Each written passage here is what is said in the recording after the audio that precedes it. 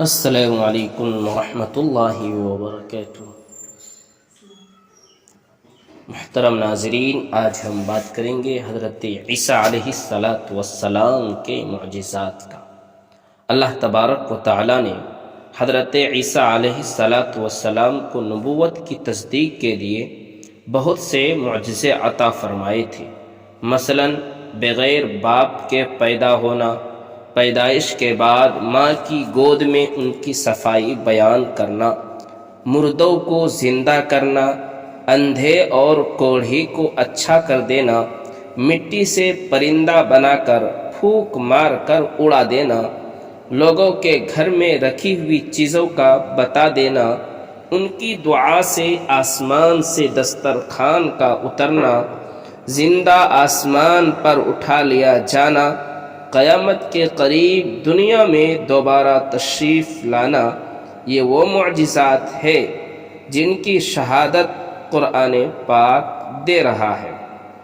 جب حضرت عیسیٰ علیہ السلام نے لوگوں کو توحید و ایمان کی دعوت دینی شروع کی تو آپ کی محبت و عقیدت اور قبولیت میں دن بدن اضافہ ہوتا جا رہا تھا، مگر یہودی قوم اس دعوت و شہرت کو اپنے لیے بڑا خطرہ سمجھنے لگے، اس لیے انہوں نے بادشاہ وقت کو اپنا ہم خیال بنا کر قتل کرنے کا منصوبہ بنایا۔ جس مکان میں آپ اپنے ساتھیوں کے ساتھ موجود تھے اس کو گھیر لیا۔ موقع پا کر آپ کے ساتھی بھاگ کھڑے ہوئے۔